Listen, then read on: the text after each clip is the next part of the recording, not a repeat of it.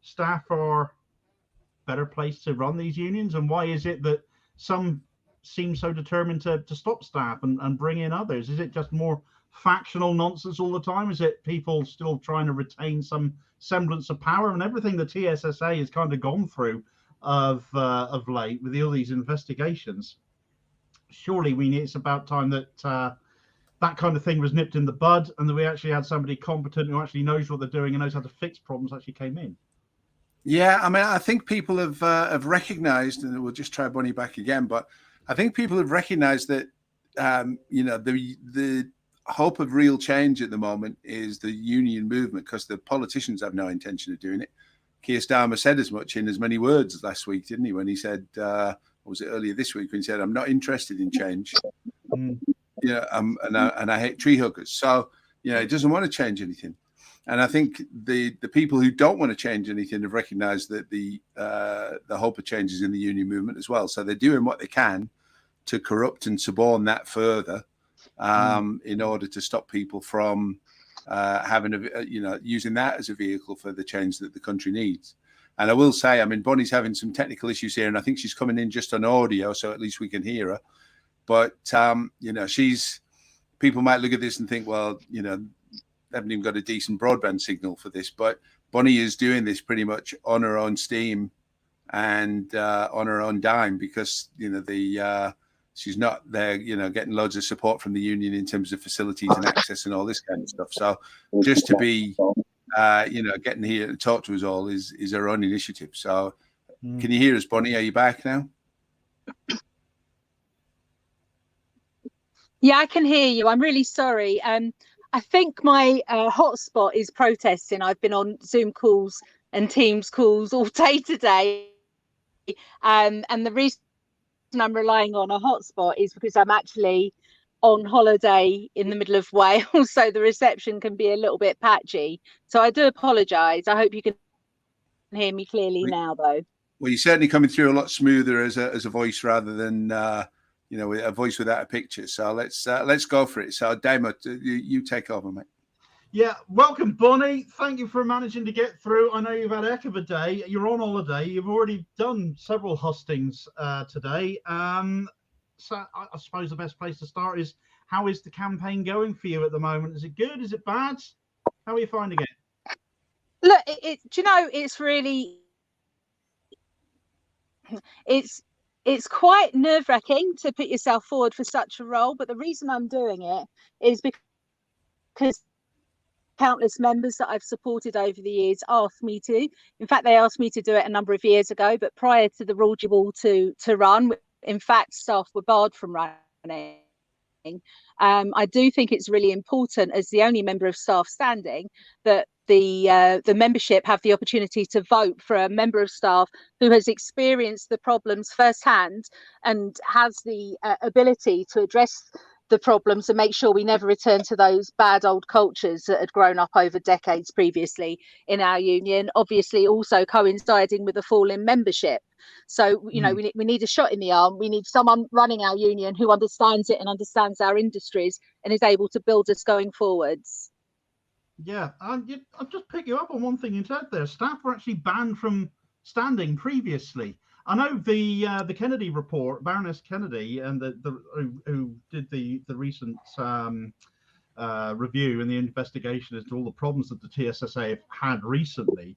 She made a point of saying that the best placed people to run, I was just saying this while we were waiting for you to come back on, she said the best people to get this union back on its feet are the staff that work in it, because they know where the problems lay and they know how to fix them as a result.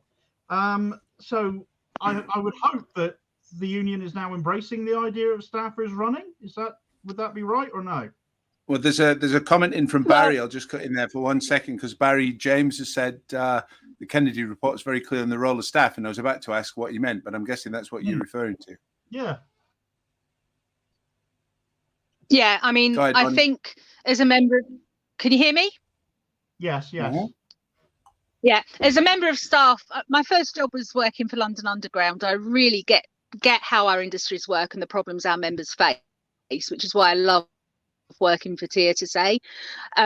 But Kennedy knows a thing or two. She recognised, she interviewed over 50 people, many of them either current staff or former staff, and she said that the staff were a very good, talented body of people, understanding the problems and also well versed in trade union organising. We were best placed to resolve the problems and make sure we never slip back to the bad old days.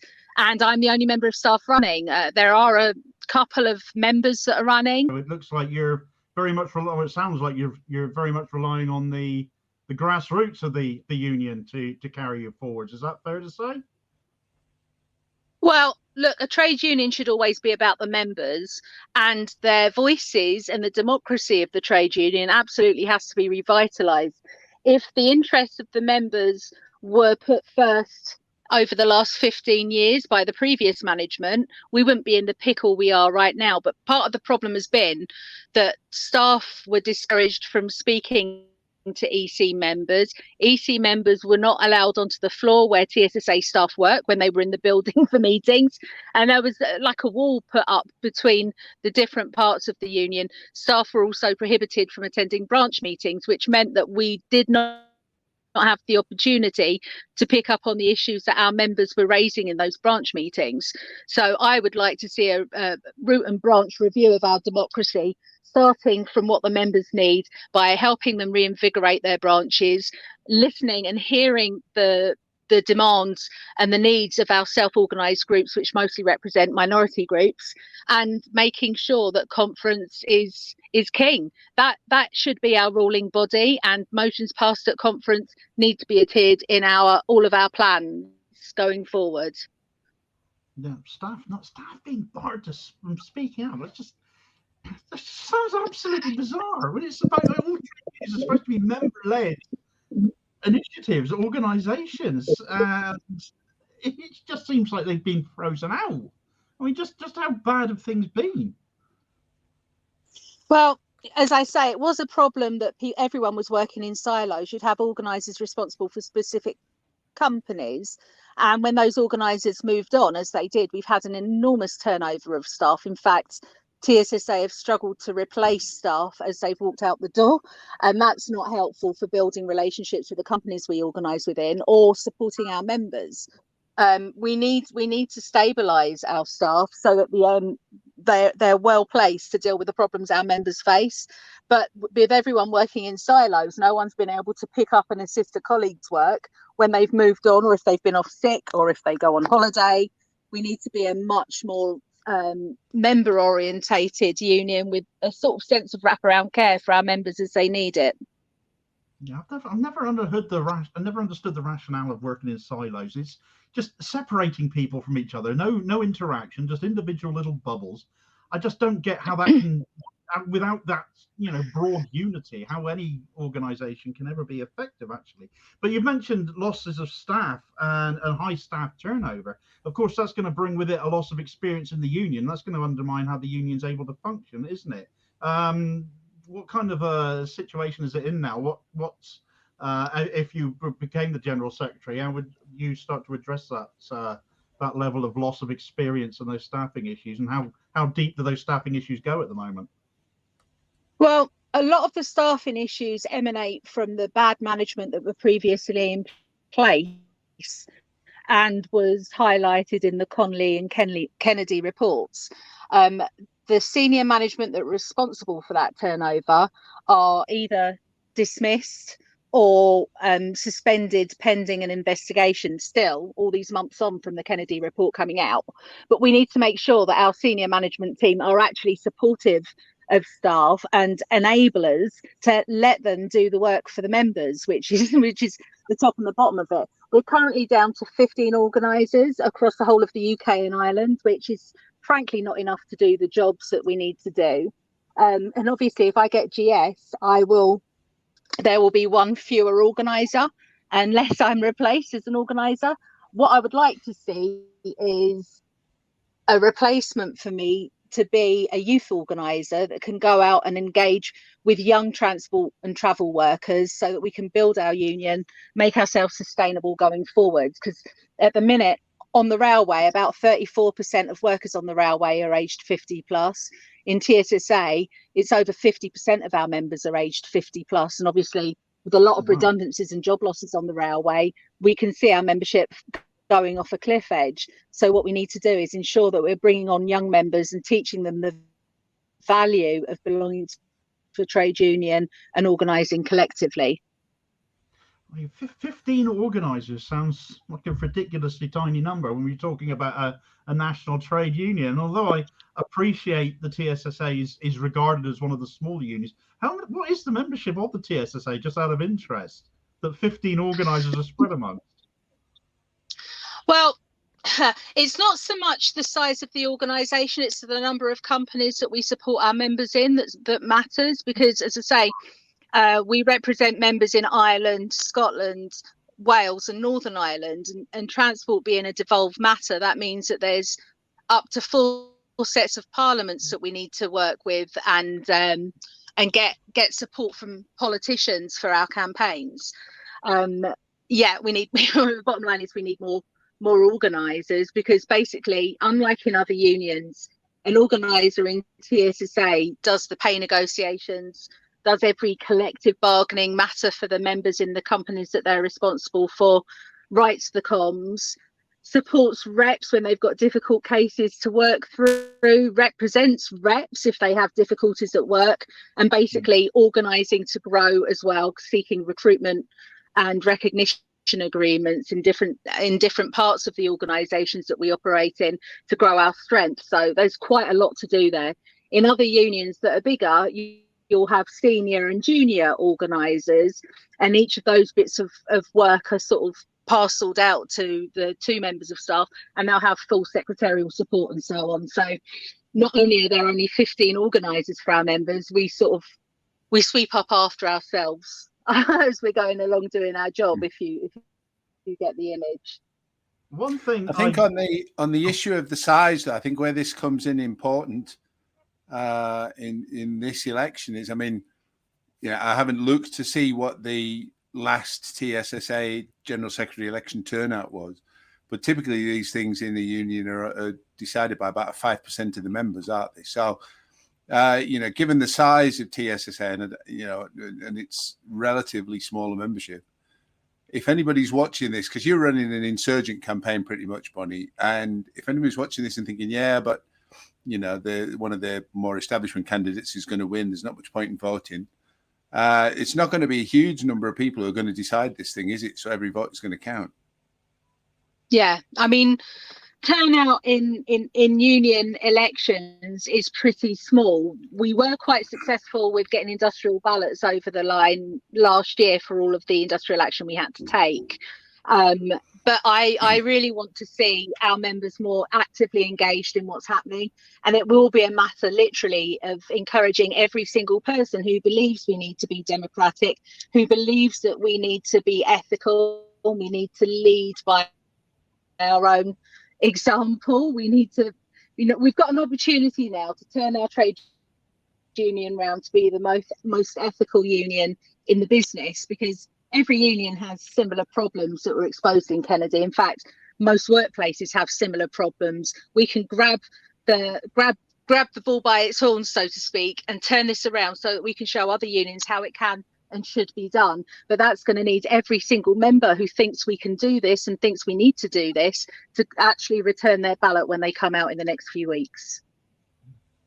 Yeah, it's a perfectly brilliant point that you make there about an ethical movement and putting things right as to how things have been for a little while. And obviously you've got this Comedy report and you've got this Kennedy report. You've got this golden opportunity, it seems to me right now, that you've got these kind of blueprints for how to fix a union in front of you. So absolutely you need somebody that's going to be prepared to do that. Do you foresee there being any opposition to that still, though? Well, look, I belong to 2 trade unions myself, and I certainly would be seeking a candidate to offer those things in the unions that I belong to. I don't see there being any opposition from the membership, although there might be. I'm promising what lots of members have said to me they need to see, and lots of people have, got on board with the campaign so far. Lots of people I've worked with, or lots of people that know me by reputation, and I can see is from potentially from people who don't fully accept the recommendations and the outcomes in the report. I mean, I can't imagine that there are very many people that would do that, but I don't know, it seems pretty obvious to me. Let's put this right. And a person who can put that right is someone who suffered at the hands of the old management. And let's get this sorted. And indeed, you've spoken before about how you have been on the receiving end of that. Is that management I'm thinking of? Is there elements of that management that are still lurking there that would still oppose this, that would still seek to carry on as things have been, and whether they're in a position to undermine the good work that needs to be done now? Or have they basically been nipped in the bud now and we're turning over a brand new sheet? Hopefully, obviously, if you get elected as General Secretary, I'm sure you've said you're going to absolutely follow through on all these promises. But obviously, there are other people there. Do you foresee anybody opposing that are actually standing, or people that are in the organisation? As much as members want change, they'll resist it. This is the interesting thing. We're in the last week of getting branch nominations, and yet the candidates don't even know for sure who the other candidates are. So it's very hard to see where they might be coming from with regards to their positions on fixing the problems and so on. I would hope that every candidate would say that, but the question is, has every candidate got the experience or the burning desire to put these things right? Because obviously old habits die hard, and it would be the easiest thing in the world to implement a load of changes and then gradually slip back to the old way of doing things. Kennedy spoke about a fiefdom, a sort of power hoarding that happened previously because of people that were on the senior management team, and obviously I would be making sure that doesn't happen, and building alliances with people but not building a defence team. I don't think you should have to be defended from your members or your staff. If you're doing the right thing, you're doing the right thing, and that's all that you need to do. Yeah, absolutely. I'm going to come back actually to another topic that you talked about earlier, and about being the organisation being member-led, and how you were asked a few years ago to stand by members, and I understand you've been asked again in the lead up to this, and you've finally given in to them, I guess. I'm just wondering if there was a particular conversation, a particular moment that made you decide, yes, okay, this time I'm going to do it. Well, when members first started to asking me to do this, staff contractually were not allowed to stand as General Secretary. It was actually written into our contracts a number of years ago. So I was saying it's not a possibility, it's not an option. I thank you for the kind words and the support, but I can't see how I can possibly do it if I'm going to stay a member of staff. Since the Kennedy report, that rule has been binned, and she said, obviously that staff are well placed. It's a good body of staff. I actually would like to give full credit to my collective difficulty over the last few years. But to do it when the rule change came, I agreed to do it on the basis of wanting to do the right thing by our members. It's a tough job. It's actually a complete nightmare to make sure everything gets sorted, and it's a big ask.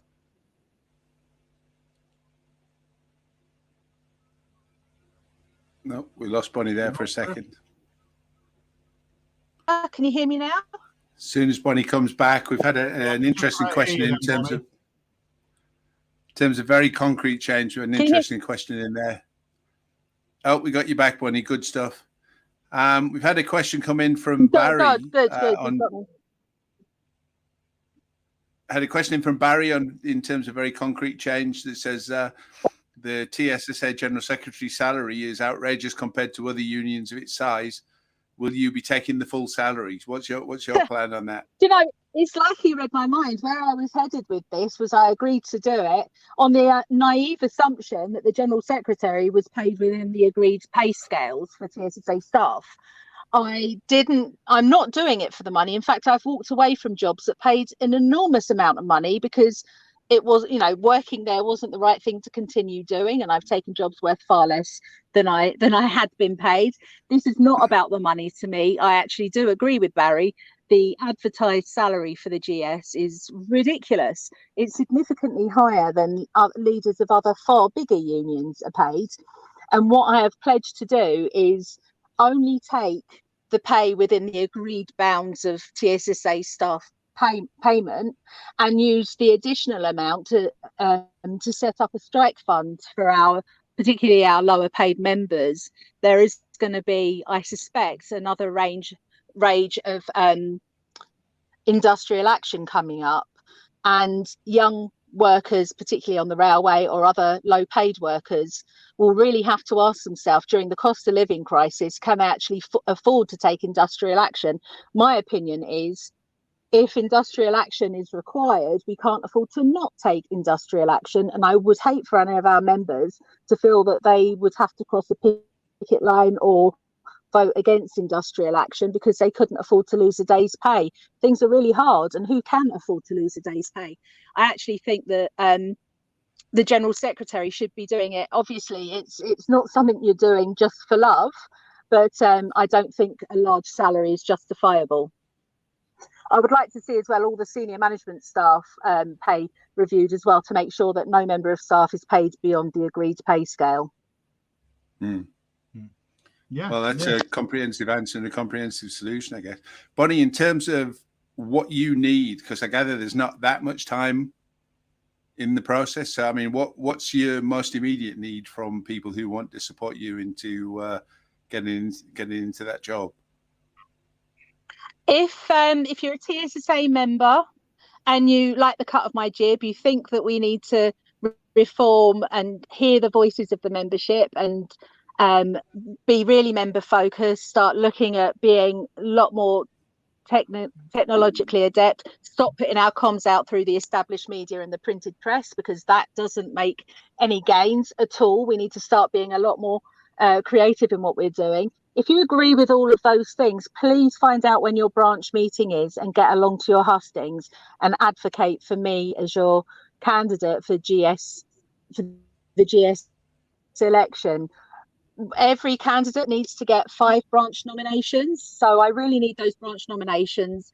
They need to be in by the coming Monday. So if you're a member, please get in touch with the help desk or your organizer or your rep and find out when your branch meeting is. Get along there and please speak up for me so that we can get those nominations in the bag. Without the nominations, no one will have the opportunity to vote for me when the ballot papers come out. So we're bagging some nominations. It's looking pretty good, but I want to get as many as possible so that we can make the case as soundly and solidly as possible to get a new GS of the TSSA, and the new TSSA General Secretary needs to be a woman, needs to be aware of equalities, needs to be fighting and principled. So please do get along to those meetings, folks. And so that, just to be clear, then that's this Monday, the 17th coming up. That's the deadline. That is the deadline. Yeah, I've got a bunch of meetings tomorrow over the next few days. It's been an odd holiday. I've spent the whole time attached to the internet at Hustings, but do you know what? For our members, I will work and do what it takes to get the best result for the membership. Yeah, you can't say fairer than working while you're on holiday, can you? And it sounds like you're working like a Trojan at the moment. Busy yeah, look, I wouldn't be allowing employers to have our members working through their holidays. It's not good enough, but our members actually deserve someone who'll put their interests first. Well, best of luck with that.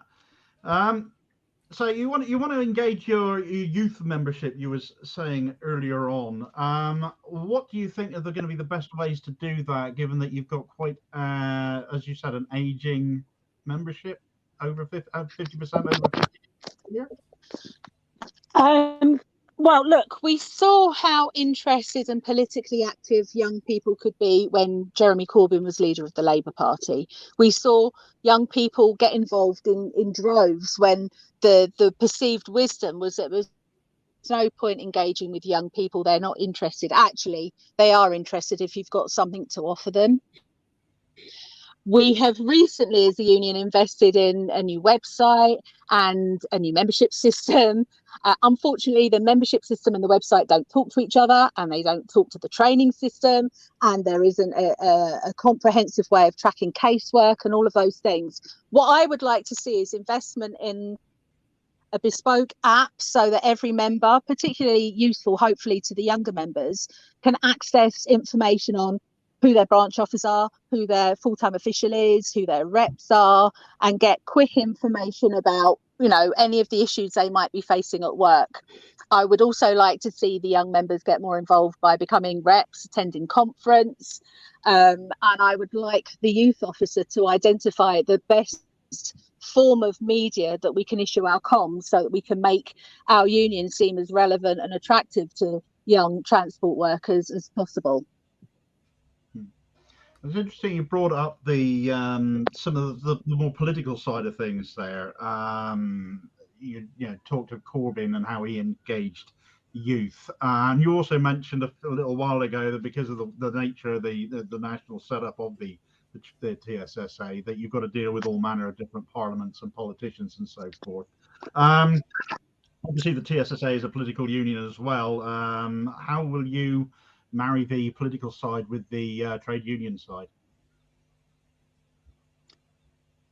Trade unions absolutely have to be political. It shouldn't be everything they do, but absolutely it is fighting with one arm tied behind your back if you ignore the political avenues. At TSSA, our political officer was one Sam Tarry, who was dismissed from the front bench for joining our members on a picket line, which I think is absolutely ludicrous and outrageous.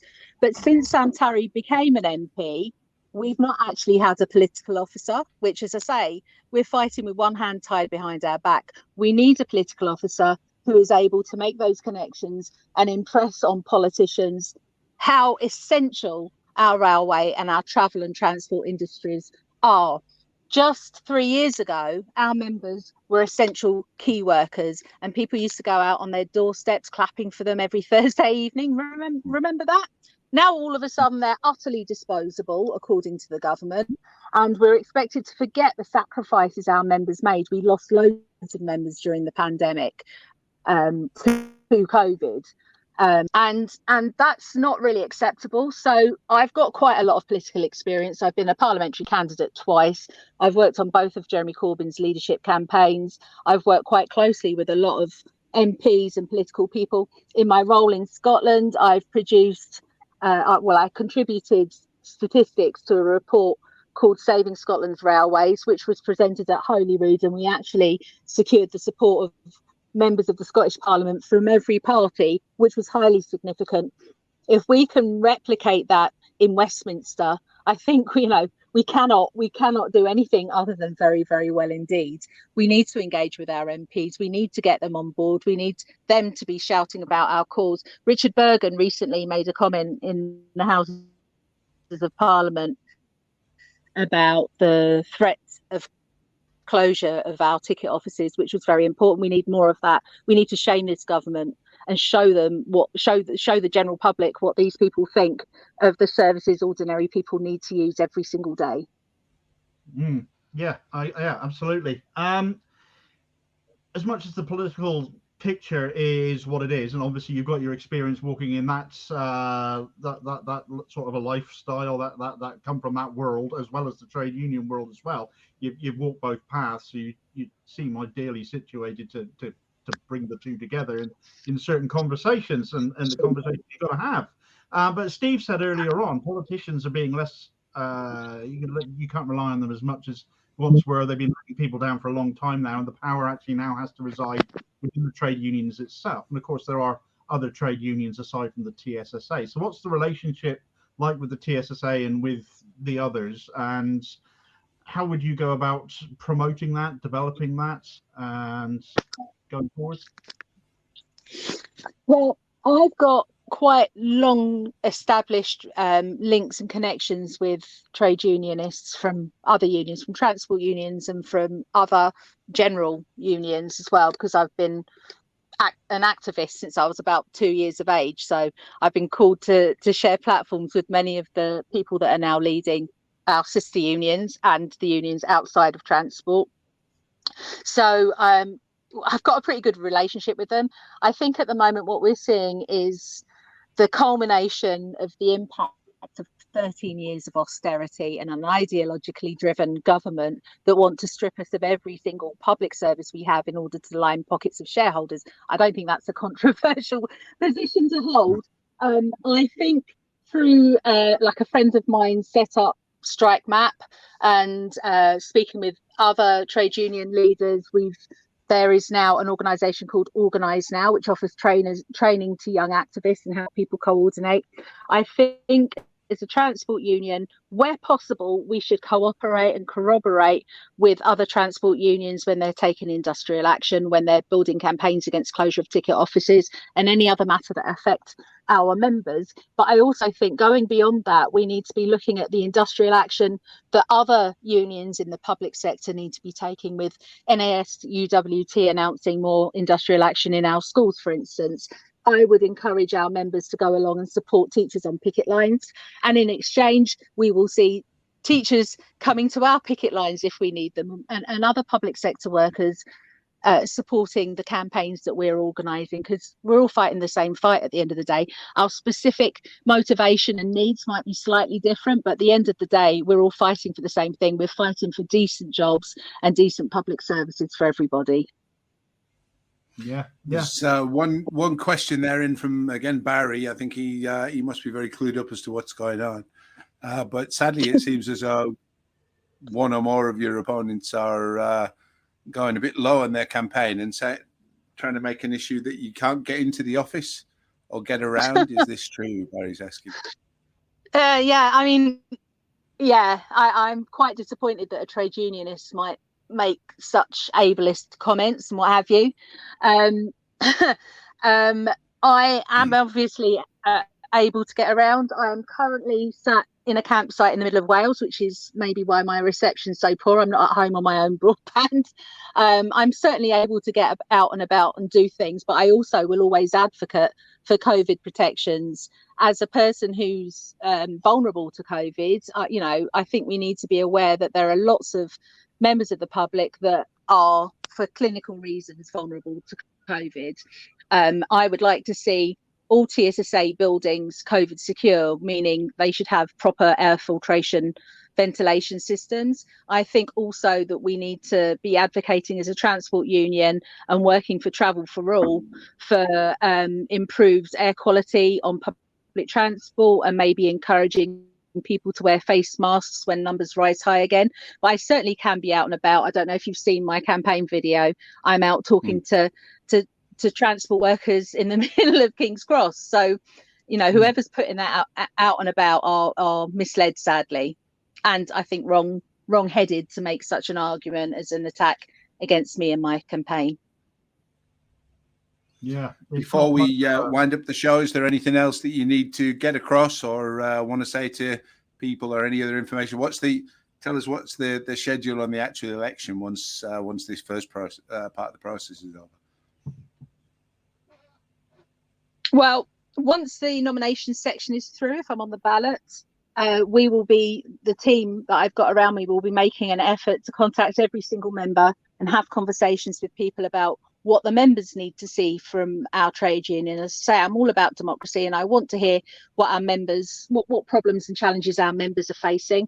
I also would like to hear ways in which our members feel that they could help build communities, such as doing things like perhaps having a food bank cupboard in train stations, so that people who are struggling to eat might have access to food and things like that, to build our members' reputation in their local communities. I'd like to point out to anyone watching this that doesn't work in our sector that our struggles are not just about pay. It's about accessibility to the railways, and it's about making things work for everybody, and just treating public sector workers, which is what our members largely are, effectively treating them with dignity and treating them properly, following an equalities agenda and leading on our principles. So that's what we've got coming up. Once the ballot's out, we'll be listening to people, we'll be speaking to people, obviously encouraging people to vote to secure the future of our union as an independent trade union. on day one, what I'll be doing is I'll be reviewing the investigations and analysis that have been done by the forensic accountants that have come in to look at where money's been spent. I will be looking at analysing where we're losing members so that we can improve our retention rates, because there's no point recruiting members if they leave as soon as their problem's resolved. We want people to be long-term members and every member to become an activist in our trade union to improve the working lives for all of them. Super. I think we've probably come to the end. I will just say that obviously particularly with us not being able to get Bonnie up on the screen, anybody who's got hearing issues will, might struggle to follow what's been going on. So we will get an edited down version of this video with the kind of, technical issues edited out and subtitles added as quick as possible so that people get a chance to listen to what Bonnie said before the Monday deadline to try and make sure that they get their votes in at the branch.